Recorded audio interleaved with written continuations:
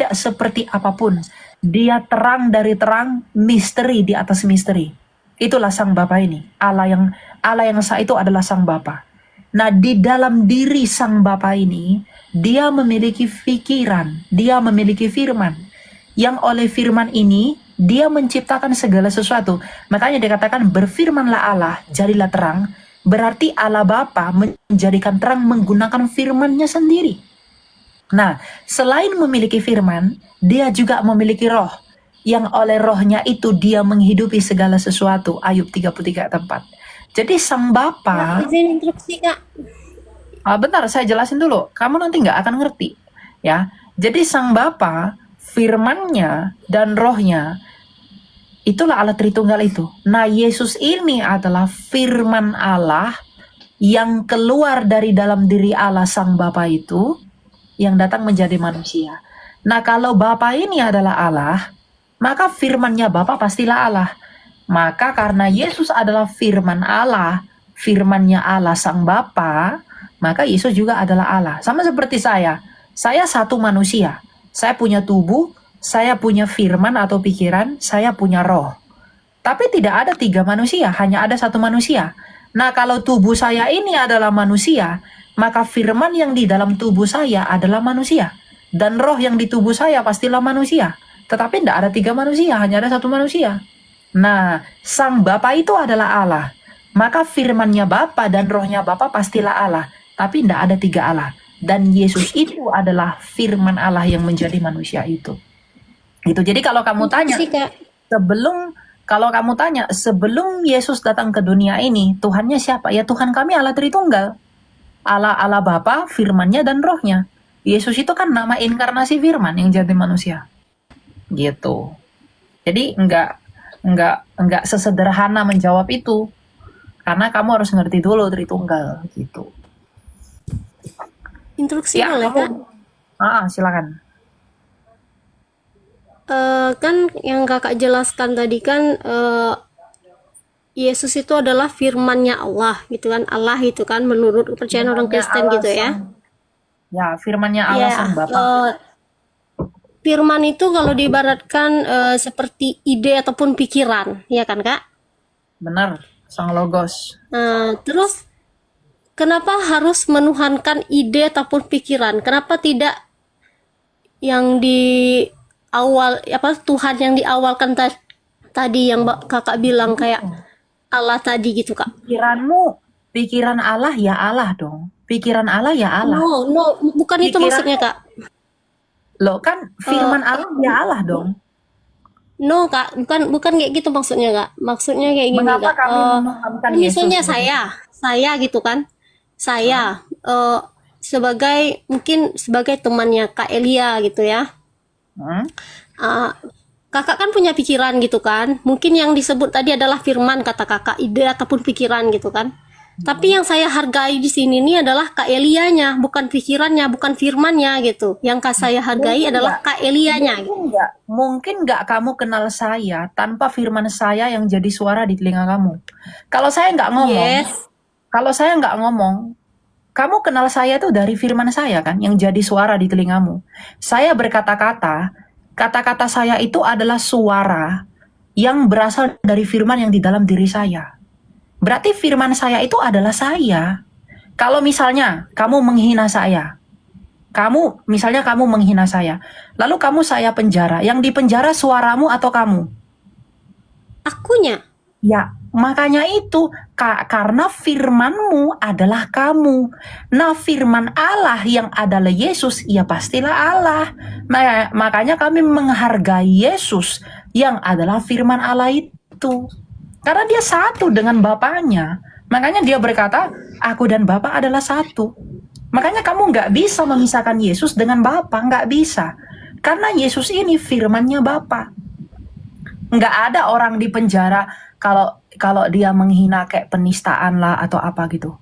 Oh, itu kan suaraku, ngapain kamu tangkap aku? Nggak bisa, karena firman-Mu itu datang dari dirimu. Ya kamu yang ditangkap. Justru itulah pertanyaan saya, Kak. Kenapa harus yang disembah itu adalah firman-Nya, Yesusnya? Kenapa tidak Allahnya saja gitu?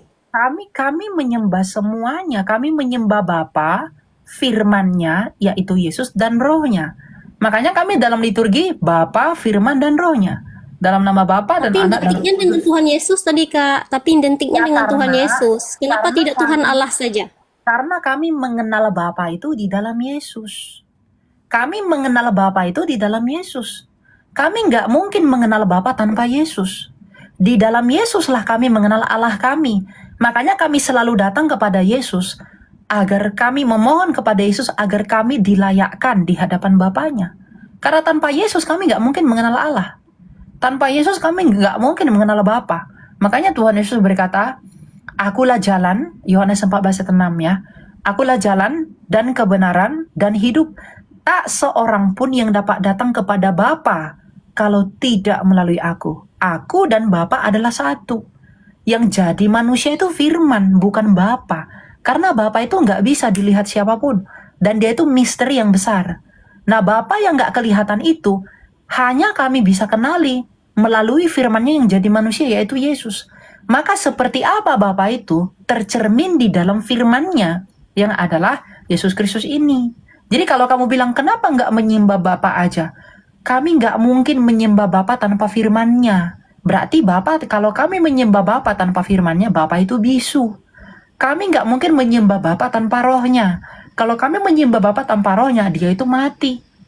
Tapi Allah orang Kristen adalah Allah yang hidup. Allah yang menghidupkan dan Allah yang berkuasa mencipta. Maka kami menyembah Bapa, kami menyembah firman-Nya Bapa itu, yaitu Yesus, dan kami menyembah Roh-Nya Bapa itu, yaitu Roh Kudus. Karena itu hidup, nggak bisa dipisah-pisah. Tapi berbeda dalam realitanya, hipostasisnya. Jadi nggak bisa kamu pisah Allah itu seperti itu. Kalau kamu bilang, kenapa kamu nggak nyembah Bapa aja? Kenapa kamu perlu menyembah Yesus? Ya tanpa Yesus kami nggak mungkin kenal Bapa. Ada nggak orang kenal Bapa? Ada nggak orang orang Yahudi sebut Allahnya sebagai Bapa tanpa Yesus? Nggak ada. Karena mereka nggak kenal Bapa. Dunia ini mulai mengenal Bapa itu sejak Yesus memperkenalkan Bapanya. Bapakku, Bapakku, Bapakku. Kenapa? Karena Bapa itu memiliki makna dia itulah sumbernya Kristus itu. Gitu. Satu lagi Kak, boleh Kak? Oh ya, silakan. Kan Yesus itu kan mati di kayu salib ya Kak ya. Eh, kan Yesus itu kan ya, hadir di dunia ini memang untuk disalibkan kalau menurut kepercayaan orang Kristen ya Kak. Pertanyaan saya adalah orang yang membunuh Yesus itu termasuk orang baik atau orang yang jahat Kak? Kan Allah tadi kan mengutuskan Yesus di dunia ini nih untuk mati di kayu salib gitu Pak. Kak, berarti orang yang membunuh Yesus di kayu salib itu adalah menuruti perintahnya Allahnya orang Kristen gitu Pak. Gimana Kak menurut Kakak? Oke. Tapi kalau dikatakan Yesus datang untuk menyerahkan nyawanya untuk mati di kayu salib. Nah, lalu apakah orang yang membunuh ini adalah orang berjasa? Nah, apakah dia melakukan perintah Tuhan? Tidak. Ada nggak Tuhan memerintahkan kepada orang itu untuk membunuh dirinya sendiri? Ada nggak Yesus bilang, nah bunuh aku sini? Enggak. Karena apa? Karena Yesus memang datang untuk merelakan dirinya agar menjadi penebus bagi manusia. Tetapi iblis, Yudas, orang Roma, mereka membunuh Yesus apakah karena mereka tahu, ayolah kita bunuh Yesus ini biar kita dapat pengampunan dosa? Apakah mereka membunuh Yesus karena mengetahui itu? Tidak. Mereka membunuh Yesus karena mereka benci dengan Yesus, bukan karena tahu kebenaran. Jadi kalau dibilang berjasa atau berbuat baik, tidak.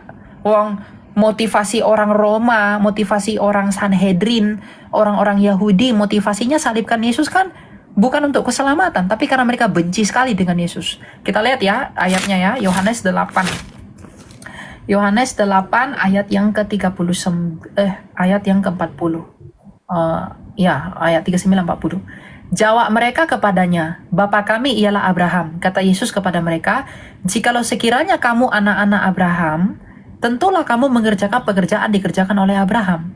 Namun sekarang kamu berusaha membunuh aku, seorang yang mengatakan kebenaran kepadamu, kebenaran yang kudengar dari Allah, pekerjaan yang demikian tidak dikerjakan oleh Abraham. Lalu ayat yang 40, 40, 43, apakah kamu sebab tidak mengerti ucapanku, sebab kamu tidak dapat mengenangkan firmanku? Jadi memang orang-orang Yahudi, orang-orang Farisi, orang-orang Romawi, itu mereka membunuh Yesus bukan karena mereka melakukan perintah Tuhan. Soalnya Tuhan gak pernah memerintahkan untuk membunuh. Maksudnya Tuhan Yesus tahu dia akan dibunuh. Tapi dia datang ke dunia, meskipun dia tahu dia akan dibunuh, tapi dia datang ke dunia untuk menerima pembunuhan itu.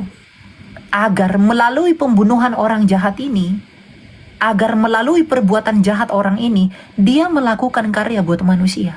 Jadi di balik kejahatan iblis, di balik kejahatan orang Roma ini, Tuhan Yesus melakukan suatu pekerjaan yang baik. Apa itu? Keselamatan manusia. Jadi di balik kejahatan, di balik niat jahatnya orang-orang Roma untuk membunuh Yesus, Yesus rela memberi dirinya untuk disakiti. Karena apa? Melalui perbuatan jahat mereka, Yesus mengalahkan mereka. Bagaimana cara Yesus mengalahkan mereka? Yang mengalahkan kematian. Tuhan Yesus mengizinkan dirinya dibunuh agar dia bisa mati dan memasuki kematian dan mengalahkan kematian itu. Nah, bukti bahwa Yesus menang atas kematian, dia bangkit pada hari ketiga.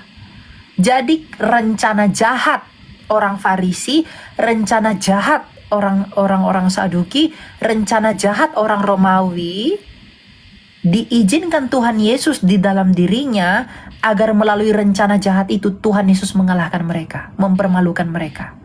Ada ayatnya, kita baca dalam Kejadian 50 ayat yang ke-20 ya. Kejadian 50 ayat yang 20. Memang kamu telah merencanakan yang jahat terhadap aku, tetapi Allah telah merencanakannya demi kebaikan untuk mewujudkan apa yang terjadi sekarang ini, yakni memelihara hidup banyak orang. Jadi Tuhan Yesus memang tahu dia akan dibunuh, tapi dia tetap datang. Agar apa? Agar di balik pembunuhan orang jahat itu, dia melakukan pekerjaan yang besar. Seperti misalnya kalau orang mencintai seseorang di dalam penjara, begitu kan? Contohnya ada seorang suami, dia begitu mencintai istrinya. Lalu kemudian suaminya ini di penjara, terperangkap di penjara. Nah, istrinya ini bagaimana agar dia bisa masuk penjara sama suaminya? Nah, istrinya ini sengaja berbuat kejahatan agar melalui kejahatan itu dia bisa masuk penjara. Dan ketika dia masuk penjara, dia bisa bertemu dengan suaminya. Jadi melalui, itu contoh saja analogi ya, bukan berarti maknanya semua seperti penyaliban.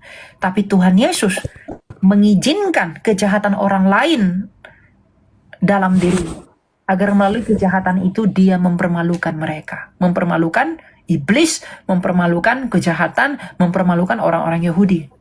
Bagaimana cara Yesus mempermalukan mereka? Ya dengan bangkit pada hari ketiga. Begitu. Terima kasih, Kak. Oke, thank you. Kita lanjut ya. Kamu masih ada tanya lagi? Enggak, terima kasih, Pak. Cukup. Oke, thank you ya. Lanjut ya. Kita lanjut ya teman-teman. Mana nih? Oke. Satu-satu ya, soalnya banyak yang antri di bawah.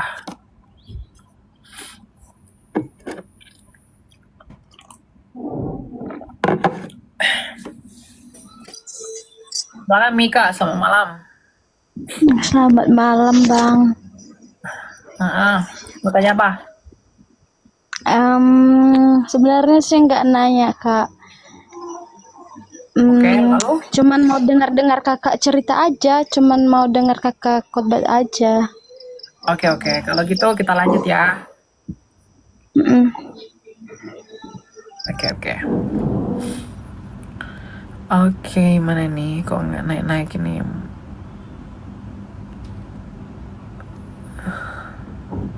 Bisa bertanya. Tanyalah. Request naik ke atas. Teman-teman jangan lupa tap layar ya, biar dia kuat. Silakan sini Jo. Ya, mau nanya kayak kalau untuk tentang Suaramu agak kau kuatkan lah dikit. oke, Nah, mengenai tentang Tritunggal ya Kak.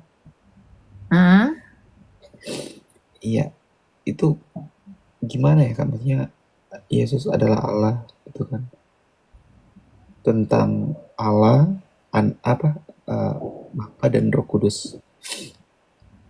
Karena apa ya Kak? Kadang kalau misalnya di lingkaran Muslim gitu kan, kadang ditembak seperti itu terus kadang kayak berhamburan kan pikiran kita dan untuk dijawab gitu kan. Bisa Kak jelaskan sedikit aja biar Ya, agak kamu nonton video saya di TikTok ini, yang paling itu ada video saya pin tentang penjelasan Tritunggal. Itu saya ada buat skemanya, petanya. Kalian boleh tonton ya. Kamu tonton itu dulu. Kalau ada nggak mengerti nanti tanya ke saya. Oke? oh oke Kamu baik. kamu turun. Itu ada saya jelasin dia Pak coret-coret pakai iPad. Nah, saya jelasin alat Tritunggal tuh di sana. Bapa, Anak, Roh Kudus itu seperti apa? Itu saya jelasin dengan runut. Nah, kalau ada yang kamu belum mengerti, nanti naik ke sini, kamu tanya saya. Oke? Oke baik Kak, makasih Kak ya. Oke. Kalian karena bisa ulang-ulang untuk dengerin. Tuh ya.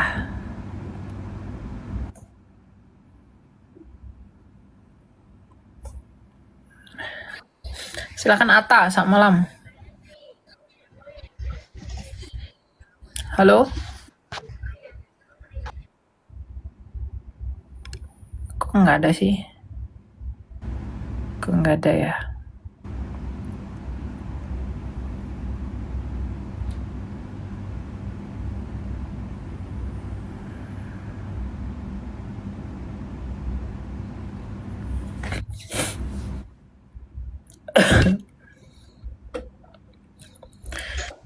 Silakan Ucup. Malam. Halo? Halo? Kok nggak ada sih? Kok malah suara TV? Silakan Andrio, selamat malam. Malam. Ya, silakan mau tanya apa? Gini dong. Ya nggak tahu ya. Kenapa? Maaf. Pertama maaf dulu. Cuman ini masalah tentang saya kan dari lahir mungkin dari kandungan memang udah percaya Yesus lah. Cuman mungkin yang terjadi agak luntur keimanannya karena merasa kadang Yesus nggak berkuasa, kadang kok ikut Yesus kenapa saya menderita ini hidupnya. Kemarin saya mungkin pernah ngechat tapi nggak ditanggapi sama mungkin Bapak Evangelis ini Pak Elia. Kenapa terlalu harus menderita? Seperti apa yang Yesus mau? Tuhan tidak pernah memberikan kamu menderita. Penderitaanmu itu datang dari dirimu sendiri. Atau penderitaanmu itu datang dari orang lain yang ingin berbuat jahat kepadamu. Atau penderitaanmu itu datang dari ketidakadilan yang ada di sekelilingmu. Kamu tidak boleh mempersalahkan Tuhan dalam penderitaanmu. Tapi karena Allah itu berdaulat, kalau sampai Tuhan mengizinkan kamu menderita, Tuhan tuh punya maksud. Alkitab berkata, Rasul Paulus, bahwa pencobaan-pencobaan yang kamu alami, itu Tuhan izinkan. Pada saat yang sama Tuhan menyediakan jalan keluarnya. Justru kalau kamu struggle, kalau kamu bergumul ketika ikut Yesus, kamu harus bersyukur. Atau jangankan sampai tahap bersyukur, kamu harus tanya Tuhan, Tuhan, apa yang sedang Engkau bentuk dalam diriku? Apa yang mau kamu beritahu terhadap aku? Aku mengalami semua yang sakit. Aku mengalami semua pergumulan ini. Apa maksudmu Tuhan mengizinkan ini? Kamu harus tanya itu kepada Tuhan. Kalau kamu tidak tanya itu kepada Tuhan, Kamu menghabiskan waktumu dalam dugaan-dugaanmu yang negatif sama Tuhan. Gitu. Ya. Jadi kamu Cuman masalahnya memang kenyataan yang saya terima kok nggak ada seperti nggak ada jalan keluar, selalu sudah coba berusaha yang terbaik tapi ya nggak tahu lah seperti apa. penderitaanmu itu ndak seberapa, Pak. Kamu ndak sampai mengeluarkan darah dalam perjuanganmu kan. Tuhanmu itu sampai mengucurkan darahnya dan memberikan nyawanya bagi kamu.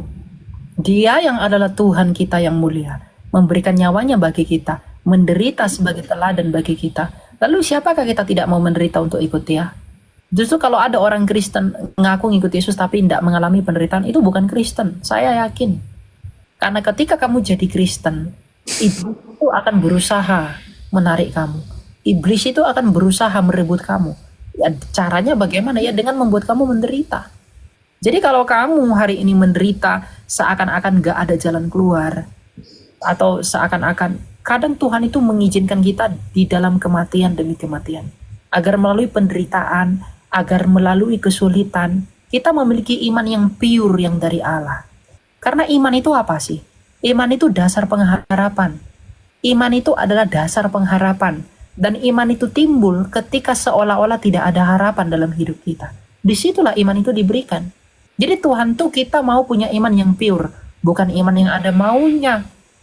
Tapi iman yang timbul dari kesadaran bahwa kita ini adalah orang-orang lemah yang butuh pertolongan Tuhan.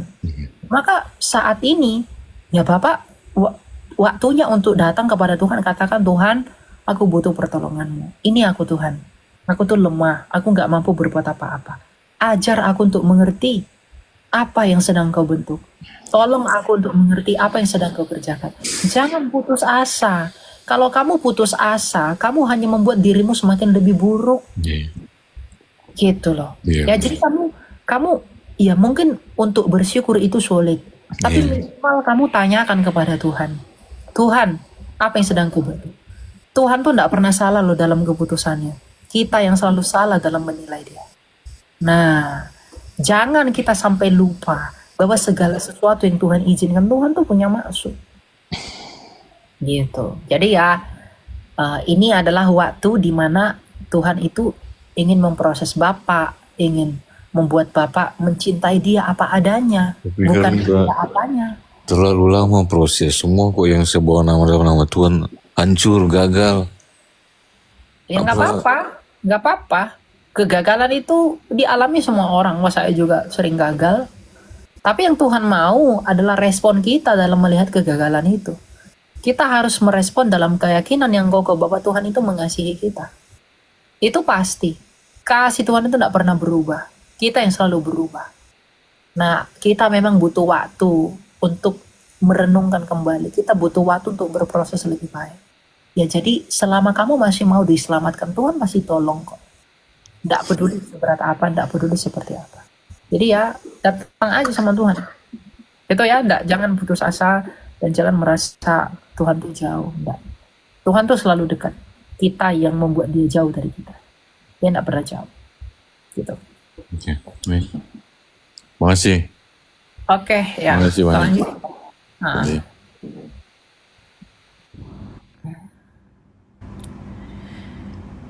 ini kenapa ini begini ya? Gitu ya guys. Jangan lupa tap-tap ya teman-teman. Biar dia ini.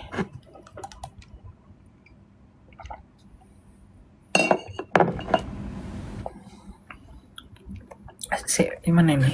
Silakan Ronald. Selamat malam. Halo? Ronald. Oh, nggak ada sih.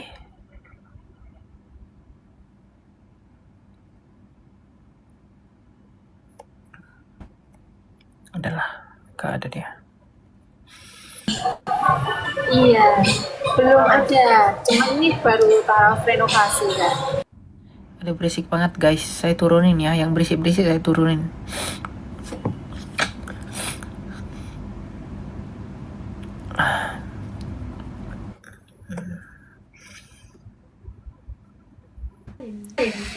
Silakan Lemon.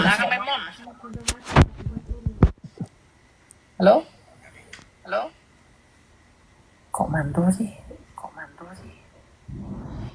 Astaga, ada aja trouble ya.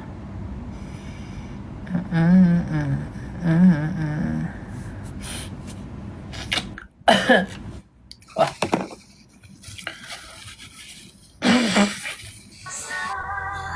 Shalom kakak. aduh Pak, jangan berisik dulu Pak. Aduh, saya turunin dulu ah. Ya kalau mau nanya ke atas teman-teman, jangan background nyanyi ya. Itu mute dulu semua. Biar tenang, saya dengarnya tenang, saya menyerapnya tenang, dan teman-teman yang dengar juga tenang.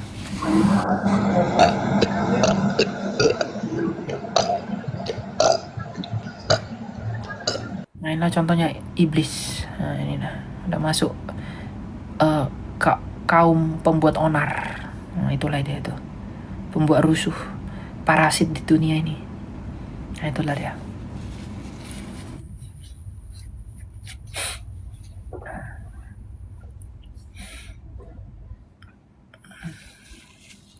Sumber masalah. Ini kok enggak, ini kau apa? Pandih. Ah, hmm.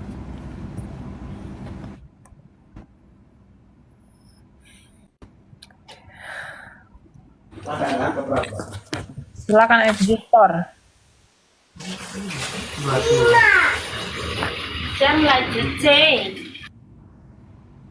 Saya heran nih kadang dengan orang-orang ini. Hei, sempun deh. Dan silakan Jess Luther, selamat malam. Selamat malam, brother. Ini saya mau bertanya, brother. Hmm. Makna kata Tuhan dan Allah dalam iman Kristen itu bagaimana? Tuhan itu berasal dari kata Yunani Kyrie atau Kyrios, artinya Tuhan atau Tuhan, tergantung konteksnya. Jadi kata Tuhan dan Tuhan itu sama dalam Yunani ya, Kyrie. Lalu kata Allah dalam bahasa Yunani itu Theos. Theos. Nah, dalam Ibrani disebut dengan Elohim. Kalau Tuhan dalam bahasa Ibrani itu disebut dengan Adonai. Makanya semuanya orang Israel itu Sema Israel Adonai Eloheinu Adonai Echad. Adonai Tuhan, Adonai. Ya, jadi dalam pengertian orang Kristen, Tuhan itu bisa banyak dan Allah itu juga bisa banyak. Tapi Tuhan yang sejati dan Allah yang sejati itu hanya satu. Ya Tuhan kita Yesus Kristus. Begitu. Jadi Allah itu dalam iman Kristen lebih kepada hakikatnya. Sedangkan Tuhan itu lebih kepada jabatannya. Jabatan saya apologet. Katakanlah begitu. Saya apologet, hakikat saya manusia. Jabatan Yesus Tuhan, hakikatnya adalah Allah. Saya manusia, dia adalah Allah. Saya apologet, dia adalah Tuhan. Atau saya adalah hamba, dia adalah Tuhan. Saya adalah manusia, dia adalah Allah. Jadi Allah itu jenisnya. Sedangkan Tuhan itu adalah gelarnya. Gitu. Makanya ada seorang yang pernah berdebat dengan Esra Soro ya. Saya lupa dengan siapa gitu. Lalu Pak Esra bilang begini. Ada lawan debatnya bilang gini. Anak presiden itu bukan. Anak gubernur atau bukan. Anak wali kota atau bukan. Anak Tuhan, anak Allah atau bukan. Allahu Akbar. Nah, mereka begitu. Ya. Nah, tapi pas Esra Solo ngomong begini. Anak kucing atau bukan? Anak ayam atau bukan?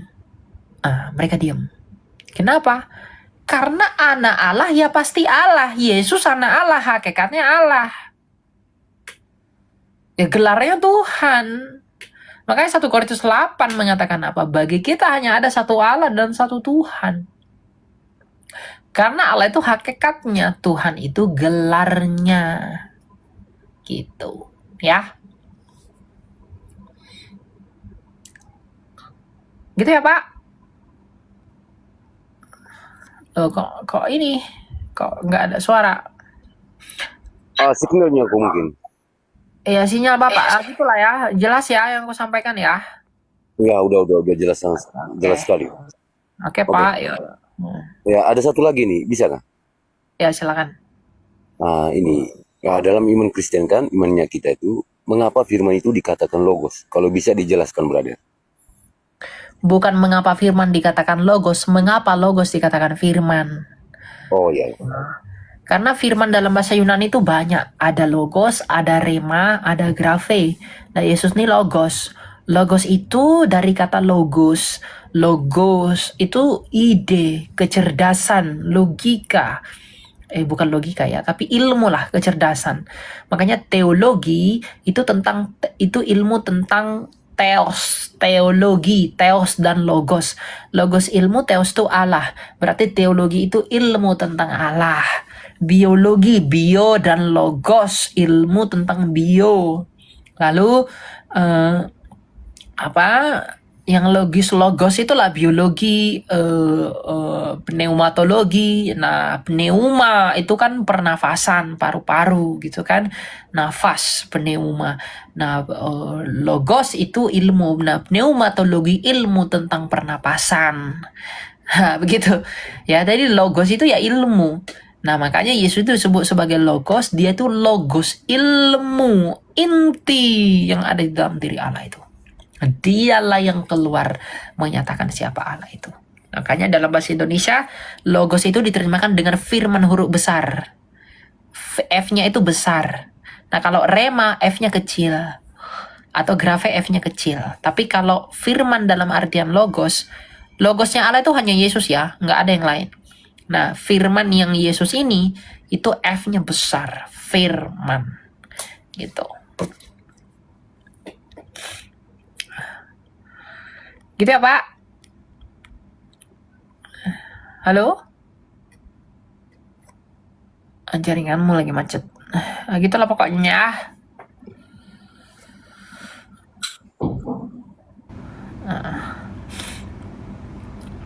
Oke, kita lanjutin.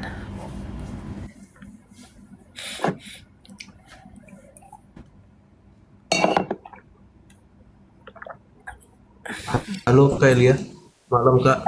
Malam, silakan. Mau tanya apa Pak? Ya, mau nanya Kak terkait dengan saat kita berdoa Kak, kan kita memohon minta hikmat dan petunjuk gitu. Misalnya dalam hal menentukan suatu keputusan gitu Kak. Itu bagaimana kita bisa tahu Tuhan itu dalam memberikan keputusan yang terbaik untuk kita itu dengan cara apa? Maksudnya dari keyakinan kita, dengan kita mantap menentukan keputusan itu biasanya petunjuknya gimana ya Kak ya? Maksudnya tanda-tanda dari Tuhan. Kadang kan kita juga takut salah nih Kak dalam menentukan keputusan gitu Kak dalam segala hal. Boleh minta ini enggak Kak pencerahan? Sebenarnya jawabannya gampang ya. Kamu hanya perlu menyelidiki apa motivasimu mendoakan itu. Apa motivasimu dalam hatimu melakukan itu. Itu doang. Kalau motivasimu untuk hal yang baik bagi kemuliaan Allah, itu pasti datang dari Tuhan.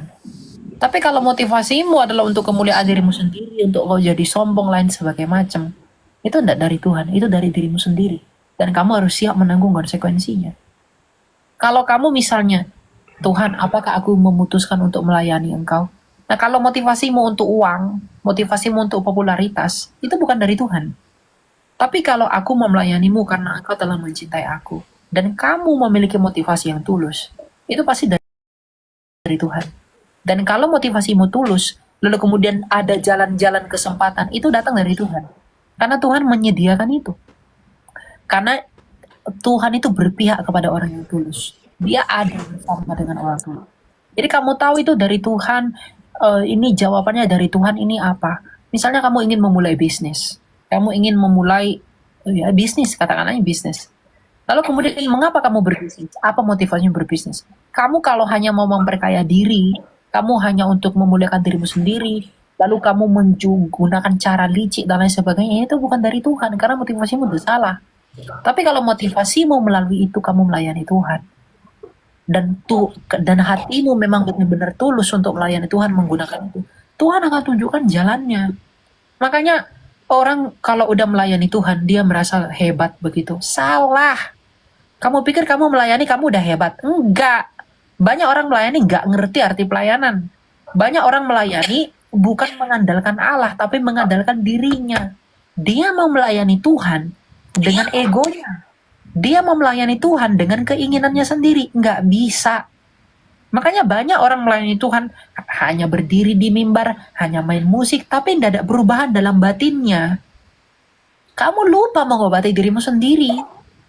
Kamu mungkin bermanfaat bagi orang lain, tapi kamu nggak bermanfaat bagi dirimu sendiri. Buat apa? Kan gitu. Jadi semua kembali kepada motivasi, brother. Jadi kamu cek, kamu doa sama Tuhan. Kan ayat Alkitab berkata, di dalam tenang dan diam, kita itu akan bertobat, gitu. Ketika kita berdiam diri, kita merenung kembali ke dalam Tuhan, apa sih motivasiku? Kalau motivasiku jahat, jangan tunjukkan jalannya. Tapi kalau motivasiku tulus, Tuhan, tolong aku, bantu aku untuk menentukan keputusan. Kamu harus melatih diri untuk mengambil waktu untuk waspada, untuk melihat dengan tenang. Kalau air ya, air keruh diguncang-guncang begitu. Dia agar dia jernih, dia harus didiamin agar yang kotor itu mengendap. Nah, diri kita ini di dalam keterburu-buruan kita terguncang-guncang, kita ini keruh dengan dosa kita. Maka kita perlu tenang, berdiam diri. Agar apa? Agar dengan berdiam diri kita bisa memikirkannya dengan tenang. Kita bisa berpikir dengan jernih. Kita bisa mengenali keputusan ini benar atau tidak. Makanya jangan ambil keputusanmu ketika kamu marah, ketika kamu emosi, atau ketika kamu senang. Tidak. Ambil keputusan ketika kamu tenang. Ketika kamu berdiam diri. Karena yang keruh itu sedang mengendap. Nah, kalau kamu sedang aktif-aktifnya ini apa segala macam mengendap, ya kamu buyar. Gitu. Nah, ketika kamu berdiam diri, itulah Tuhan akan menolong kamu. Tuhan itu nggak bekerja kepada orang yang buru-buru. Enggak. Karena buru-buru itu datang dari gejolak dirimu, bukan dari Tuhan. Tuhan tuh nggak pernah buru-buru. Ngapain dia buru-buru? Wong dia punya waktu kok, ya kan? Ya enggak? Iya. Gitu. Iya betul Kak. Kak, satu lagi mungkin Kak, boleh nggak Kak? Mau nanya Kak? Yes. Nah, mau tanya apa? Yes, oke. Begini Kak, menurut Kakak nih Kak, saya pernah nih bergabung di dalam sebuah komunitas rohani. Nah, namun dalam ibadah tersebut, salah satu jemaat atau orang itu penyembahan, tapi semacam datang bisa berbahasa di luar bahasa Indonesia seperti itu Kak. Misalnya dia tiba-tiba bahasa Cina, tiba-tiba dari bahasa negara mana gitu. Nah, itu pada saat penyembahan. Nah, menurut sepemahaman Kakak ataupun ajaran di Alkitab itu bagaimana ya Kak ya dengan hal itu Kak? Ya, itu adalah karunia roh yang biasa disebut dengan senolalia. Jadi karunia bahasa roh itu ada dua, ada bahasa roh, glosolalia, bahasa lidah yang tidak dapat dimengerti, ada senolalia yaitu bahasa asing. Jadi ketika seseorang menyembah Tuhan, lalu tiba-tiba dia bisa ngomong Mandarin gitu kan. Saya orang Indonesia tapi tiba-tiba saya ngomong, kalau saya pergi ke Tiongkok misalnya, saya tidak tahu bahasa Tiongkok, saya tidak tahu bahasa Mandarin. Tapi ketika saya pergi ke Tiongkok, saya bisa, nah tiba-tiba saya bisa ngomong itu. Nah itu karunia Roh Kudus yang Roh Kudus berikan kepada saya agar saya menginjili orang lain. Nah melalui bahasa lidah itu, melalui karunia lidah itu, orang lain bisa mengerti Injil. Tujuannya itu untuk penginjilan, bukan untuk agar kita terlihat rohani, agar kita terlihat hebat, terlihat pintar. Enggak. Bahasa roh itu bukan tolak ukur orang tuh kudus. Bahasa roh itu bukan tolak ukur orang tuh rohani. Banyak orang mengaku bisa bahasa roh tapi perilakunya roh halus. Itu enggak bahasa roh. Ya. Kamu harus tahu itu.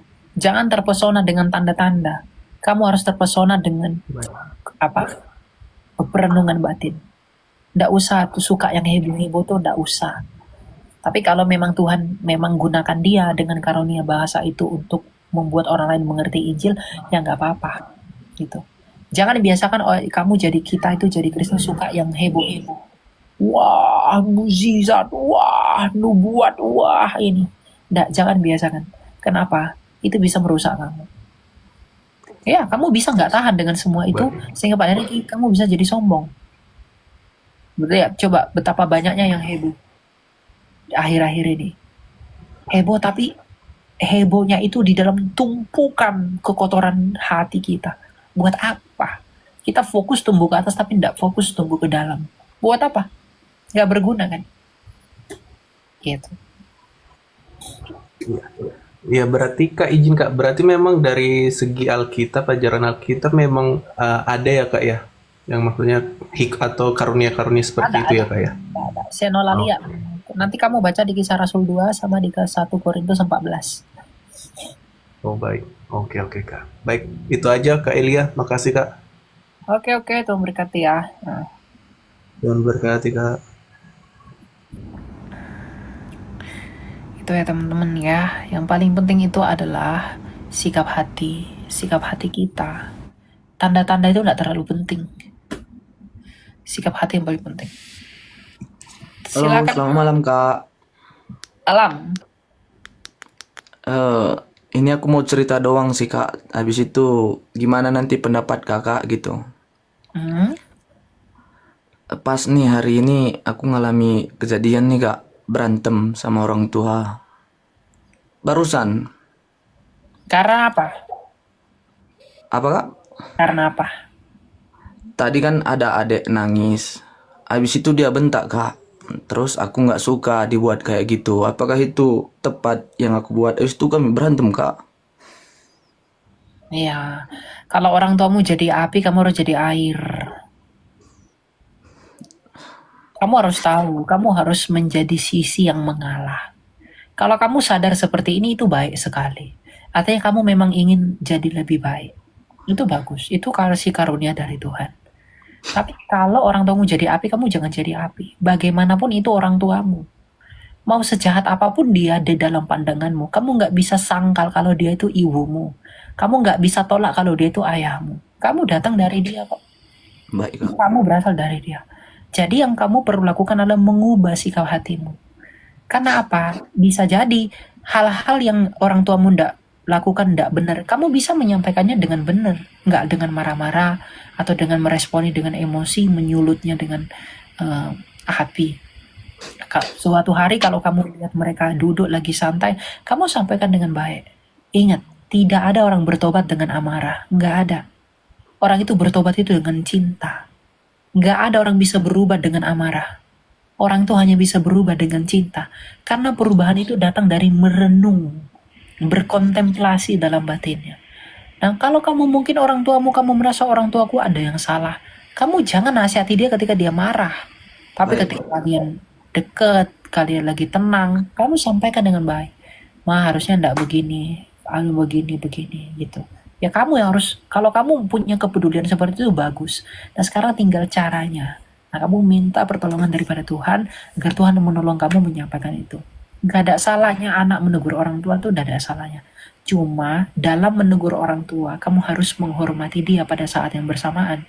Makanya Paulus mengatakan kepada Timotius, bahwa perlakukanlah orang tua sebagai bapakmu. Kamu harus menghormati orang tua, Timotius. Meskipun kamu muda, seorang uskup, tapi ketika kamu berhadapan dengan orang yang lebih tua, kamu harus hormat. Kamu boleh tegur mereka, boleh, tapi harus hormat. Gitu. Jadi kamu harus tetap hormat kepada orang tuamu, tapi kamu juga memberitakan yang benar. Ya caranya harus benar juga. Lihat momennya. Itu berjalan, karena kamu yang tahu orang tuamu seperti apa. Dia lagi senengnya pada saat apa, lagi seperti apa, itu kamu yang tahu, saya nggak tahu. Jadi kamu minta hikmat dari Tuhan agar kamu bisa diberi pengertian untuk menolong. Gitu ya. Baik Kak. Terima kasih banyak Kak. Oke, ya. Gitu ya, jangan lupa berdoa. Oke? Baik Kak. Ya, Tuhan berkati ya. Amin Kak.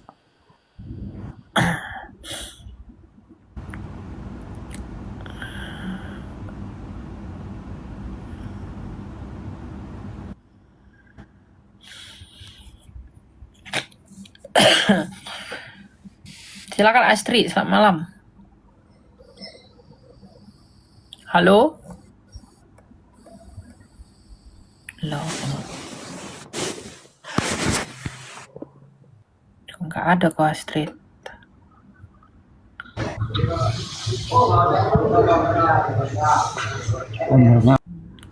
Kalau lagi di lapo, nggak usah naik ke atas. Guys, kalau lagi di lapo dulu lah. Minum tua ya.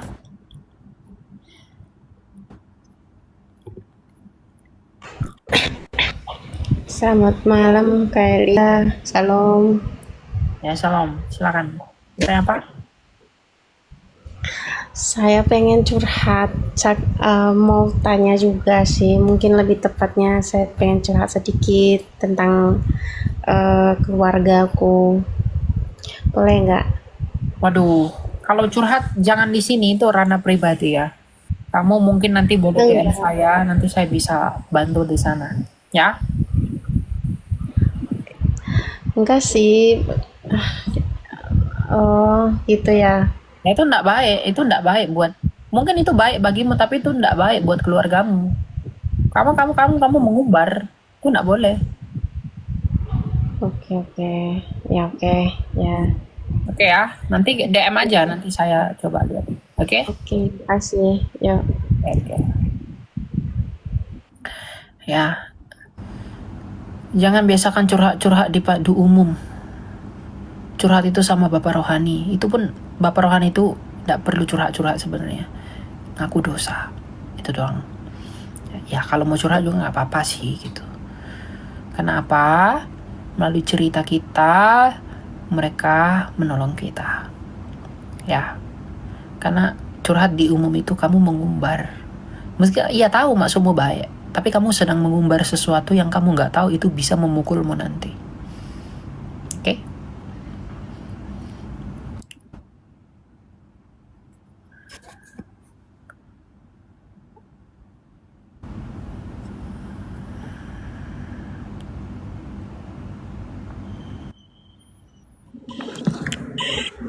Tangan.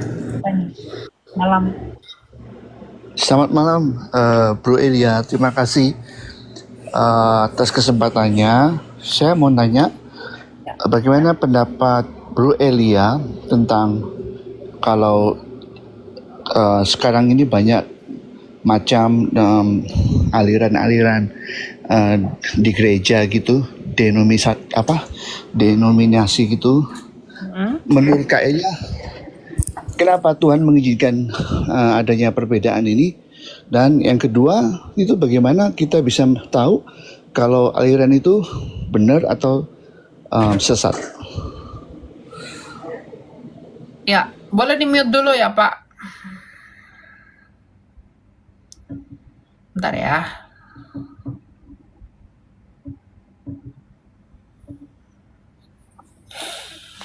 Nah, ada begitu banyak aliran sekarang ini. Ada begitu banyak perpecahan. Perpecahan itu timbul tuh karena satu hal, yaitu ego manusia. Ketika dia ingin buat gereja sendiri, dia merasa dia bisa membuat gereja, dia rasa dia pengen dapat ini, dapat itu. Ya perpecahan itu datang dari ego manusia, yaitulah kelemahan manusia. Dan Tuhan itu mengizinkan hal itu. Untuk apa sih Tuhan mengizinkan itu? Untuk membuktikan siapa yang tahan uji. Ya, 1 Korintus 11 ayat 19. 1 Korintus 11 ayat 19. Sebab di antara kamu harus ada perpecahan, supaya nyata nanti siapakah yang di antara kamu yang tahan uji. Jadi perpecahan itu Tuhan izinkan. Perpecahan gereja lah, pecah jadi ini, ada masalah konflik di dalam gereja. Tuhan izinkan itu kenapa? Untuk membuktikan siapa yang setia, untuk membuktikan siapa yang tahan uji. Itu yang Tuhan lakukan ketika dia mengizinkan hal itu. Karena dia mau menguji kita, siapa yang tahan uji. Nah kalau kamu tanya mana iman, mana teologi yang benar, kalau teologi yang benar, ya belajarlah kepada literatur gereja-gereja purba. Kalau masalah dogma, belajarlah ke akarnya, kepada warisan-warisan gereja. di abad pertama, abad kedua, bapak-bapak gereja dan para rasul. Ya meskipun nggak kita sangkali bahwa gereja-gereja yang mengaku apostolik pun juga saling berkonflik. Ya kita juga memang benar jadi bingung kemana harus pergi. Tapi yang paling penting adalah kita tidak berhak memberikan penghakiman kepada siapapun. Tapi kita bisa menilai. Kenapa kamu jadi saksi Jehovah? Karena ada yang nggak beres dalam hatimu. Kenapa kamu ikut aliran sesat? Ada yang nggak beres dalam hatimu. Itu pasti. Mengapa kamu jadi Mormon? Ada yang nggak beres dalam hatimu. Jadi di mana gereja yang kamu sukai, itulah hatimu. Gereja yang kamu sukai, begitulah hatimu, begitulah karaktermu. Itu fakta. Kamu lebih suka gereja yang seperti apa, itu mencerminkan kualitas imanmu. Kamu suka gereja yang seperti apa, itu mencerminkan hatimu. Itu tidak bisa dibantah. Itu pahit. Nah kalau kamu cari Tuhan dengan ketulusan, ingin mencari kebenarannya, Tuhan akan tuntun kamu kepada jalannya. Tuhan akan tuntun. Tuhan gak akan biarkan.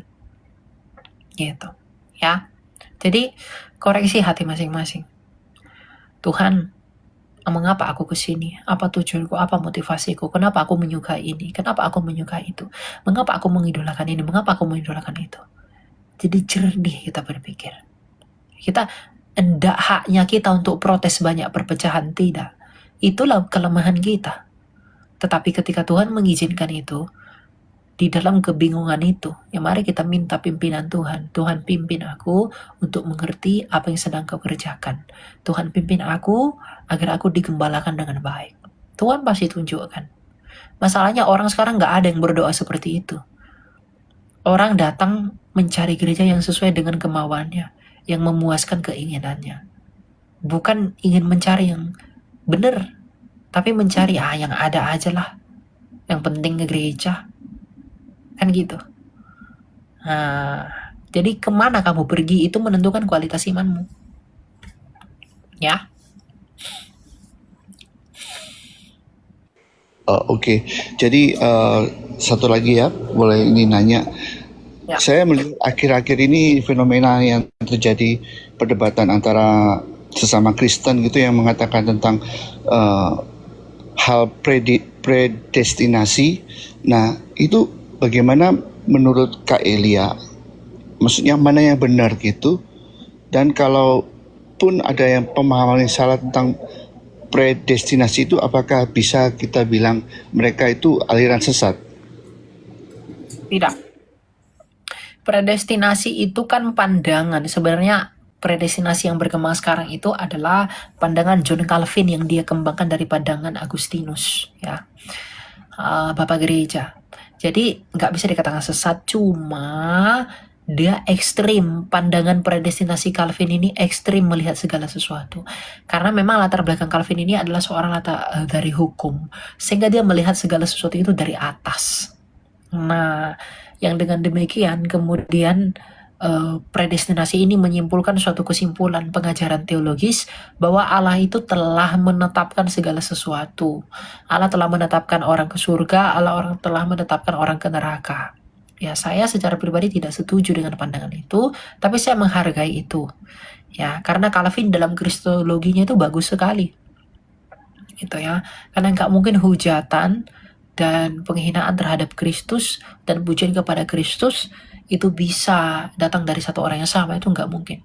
Nggak mungkin satu mulut itu bisa menghujat dan sekaligus memuji, itu nggak bisa. Ya, nah, saya tidak sepakat dengan pengajaran predestinasi. Saya tidak mengimani itu, cuma saya menghargai pandangan itu.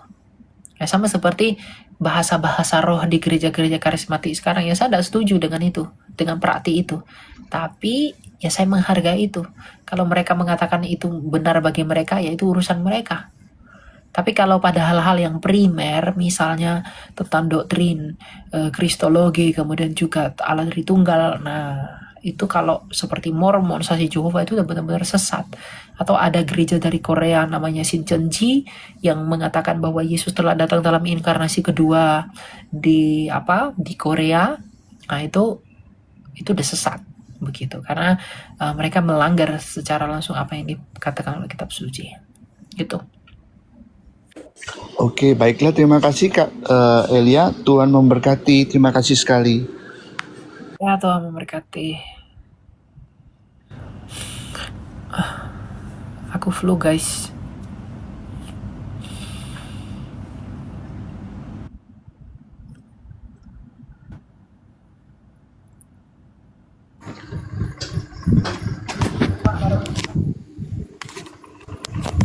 Halo, Halo Pak, silakan Pak.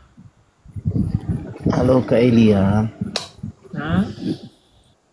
Mau bertanya nih Kak. Ya silakan. Eh,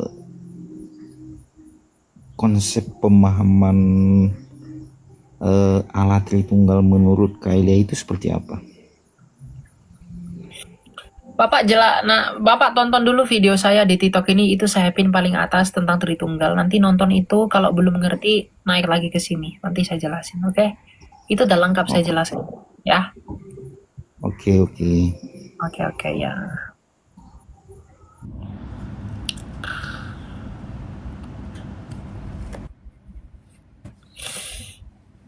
Ya, jadi Allah Tritunggal itu penjelasan tentang keesaan Allah itu. Allah itu ya esa, tapi bagaimana Allah yang esa itu dijelaskan dengan Tritunggal. Silakan. Start.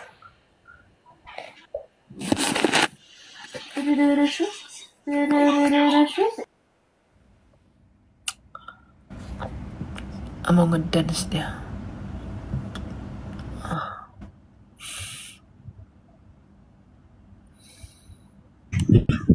Silakan Safira, malam. Iya, selamat malam. Sorry ya, salah tekan.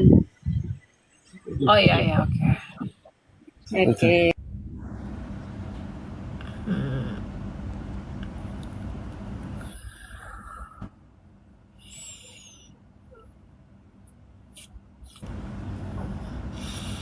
Kok ini nggak bisa ya?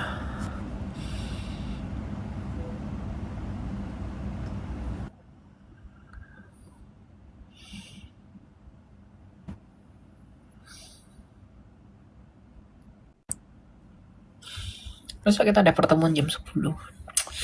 Aduh, sampai kali pun ya Tuhan.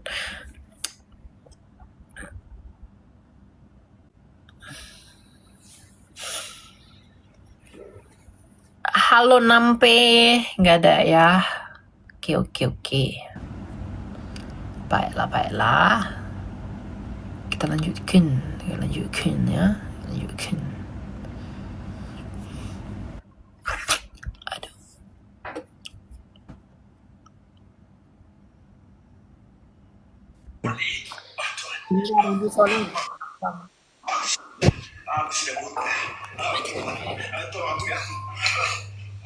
Shalom, selamat malam. Pak, mute dulu Pak.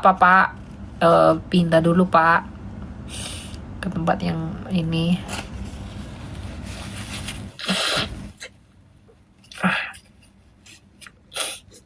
Nanti anak aku mau makan yang hangat-hangat. Silakan Nonim, selamat malam.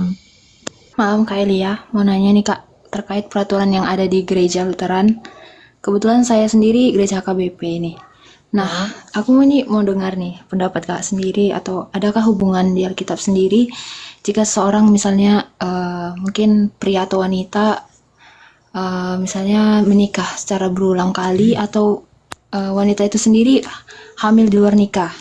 Nah, itu wajib dikeluarkan atau disebut tidak menjadi anggota jemaat itu lagi. Nah, bagaimana nih Kak? Padahal kan Kak, kita kan harus mengasihi ataupun belajar mengampuni ya Kak.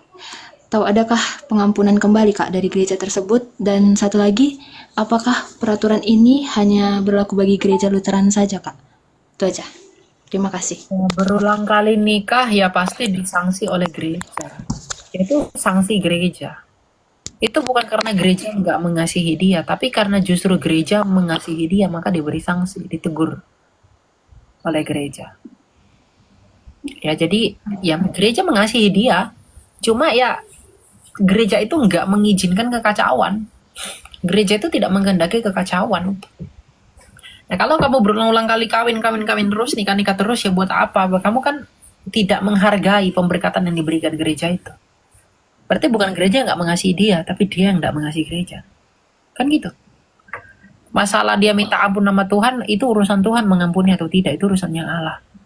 Tapi ketika gereja melakukan itu sanksi buat dia. Tapi memang ya gereja harus tetap membuka diri untuk kemudian mengkomunikasikan banyak hal demi bisa saling mengerti ya, sehingga duduk perkaranya jadi jelas pada hal yang bagaimana. Gitu. Ya. Terima kasih Kak. Oke. Ya, Kristen tuh ndak kayak apa yang sebelah suka kawin-kawin.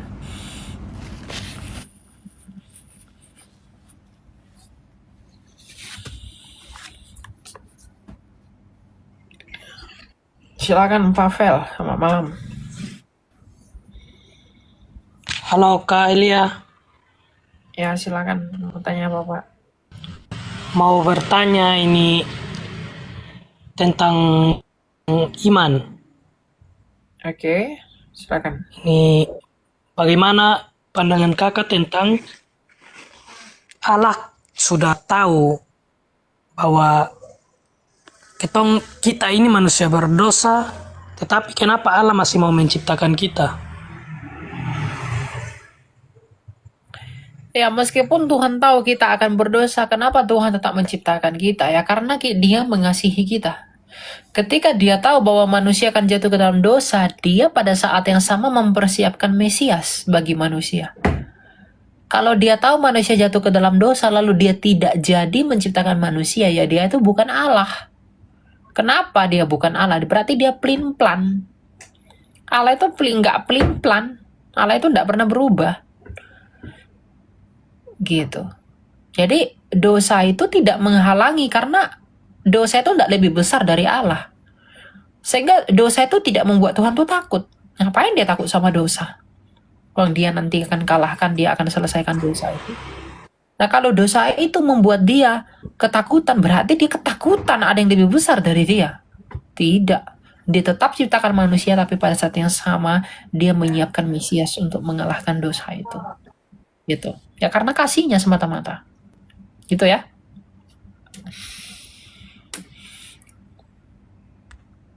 Oke Kak, terima kasih. Mas. Oke. Ya. Oke, kita lagi. Silakan Gus Hart. Selamat malam. Halo?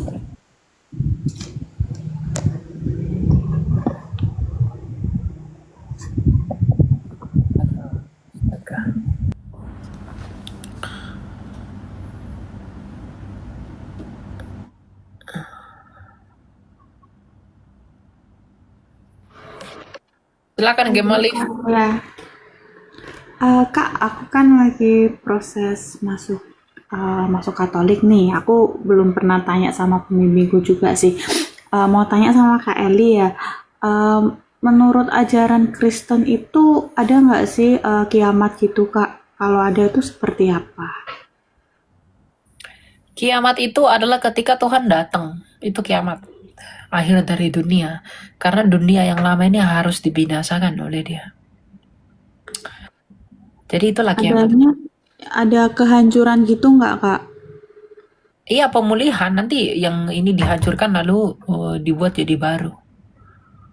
Gitu. Berarti ada dunia baru atau gimana, Kak? Ada langit bumi baru, ada. Dan nanti dipulihkan langit bumi yang lama ini, dipulihkan jadi baru. Jadi kembali seperti langit bumi semula yang tidak ada dosa. Dan pada saat waktu itulah dosa itu dihancurkan. Dan iblis itu dihukum bersama para pengikutnya. Seperti katakan dalam kitab Wahyu. Oh, berarti kalau udah kiamat nih, terus ada kehidupan baru, tetap di dunia, tapi udah nggak ada dosa lagi gitu ya? Iya, langit bumi baru. Ya, kita nggak tahu langit bumi barunya seperti langit bumi sekarang atau gimana, kita nggak tahu. Oh, oke, Kak. Tahu itu seperti apa. Terima kasih ya, Kak. Oke. Seperti Taman Eden baru, ya bisa jadi. Tapi itu kita nggak tahu itulah. Terlalu jauh kita mikir ke sana. Ya kan?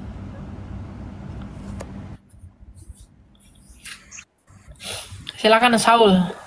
Oke Kak Elia, selamat malam Kak. Shalom. Ya, salam, silakan. Kak, mau nanya Kak, ini seputar ini aja Kak. Kebetulan saya kan sering debat, cuman debat ini bukan soal, ya intinya gini Kak. Sebenarnya apa sih yang yang diperangi antara Israel dan Palestina Kak? Karena kalau kita dengar dari teman kantor gitu kan, kebetulan saya kan juga nggak terlalu paham betul Kak seperti apa asal muasalnya ini terjadi sampai sekarang. Karena mereka mengutuk Israel karena dia membuat anak kecil terus sama orang tua juga perempuan kecelakaan dan ditembaki kayak gitu Kak. Sebenarnya asal muasalnya apa sih Pak sampai kena orang itu harus berdebat terus sampai sekarang gitu Pak, nggak mau ini pisah gitu. Ya, asal muasalnya yang memperebutkan Yerusalem, memperebutkan tanah itu. Itu kan tanah itu miliknya Israel. Itu nggak bisa bilang itu bukan punya Israel. Itu punya Israel, mutlak itu, semua tanah itu. Karena Yerusalem itu didirikan oleh siapa? Oleh Raja Daud. Raja Daud lah yang membuat kota Yerusalem. Dari orang-orang Yebus. Nah, orang-orang Palestina itu bukan orang-orang penduduk tanah Kanaan. Karena orang-orang Kanaan itu orang-orang Filistin. Orang-orang Filistin itu orang mana? Orang-orang Kreta, orang-orang Aegea dari Yunani. Bukan orang Arab. Nah, sekarang orang Palestina itu orang mana? Orang Arab kan? Ya, jadi itu tentang perebutan tanah.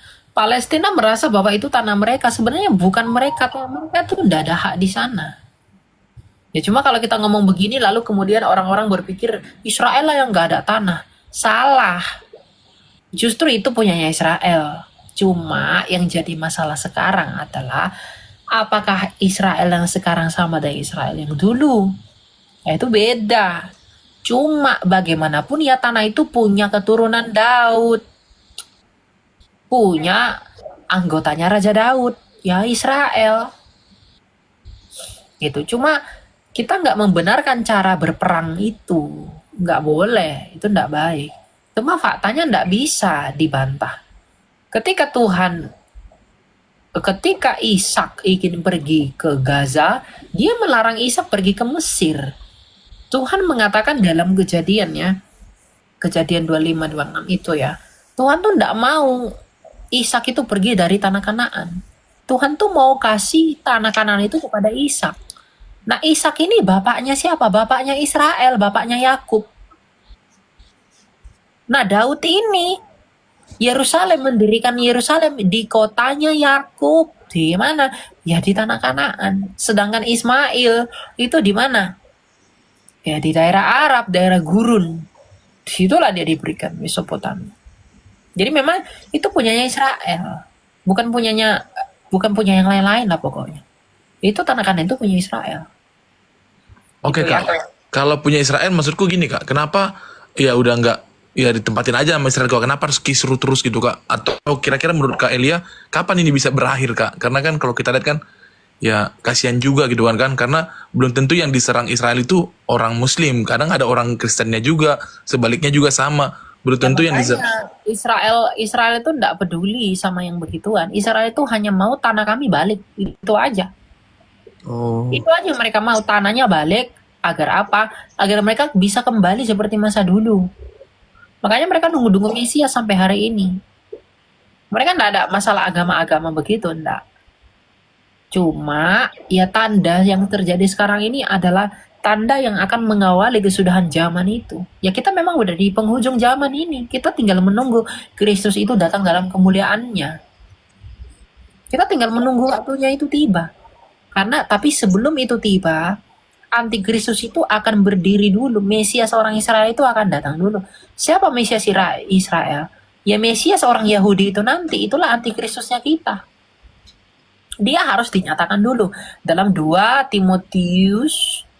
Tesalonika 2 ayat 3 dan 4. Dia harus dinyatakan dulu. Pasang Antikristus itu. Si binatang itu.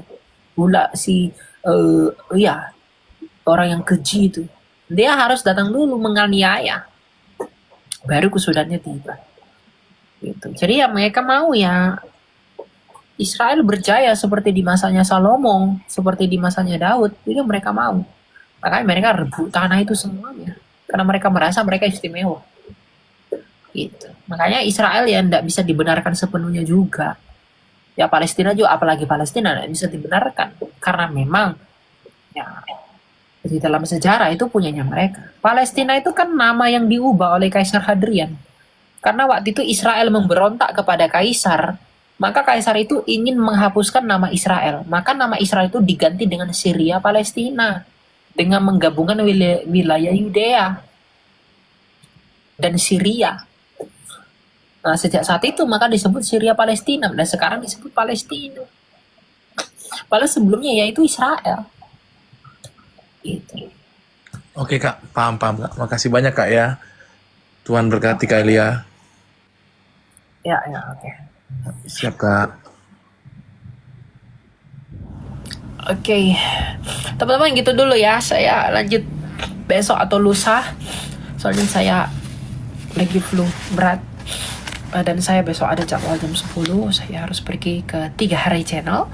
Di 3 hari channel kita akan ketemu dengan tim yang sudah kita kumpulkan untuk kemudian melanjutkan program kita yang sebelum-sebelumnya. Oke, Tuhan berkati. Kita ketemu lagi dalam kesempatan berikutnya. Shalom dan ingat jangan pernah lelah dalam ikut Tuhan.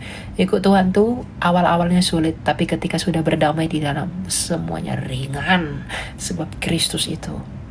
Semuanya hidup ini akan ringan kalau kita hidup bersama Kristus. Gitu ya. God bless you. Shalom.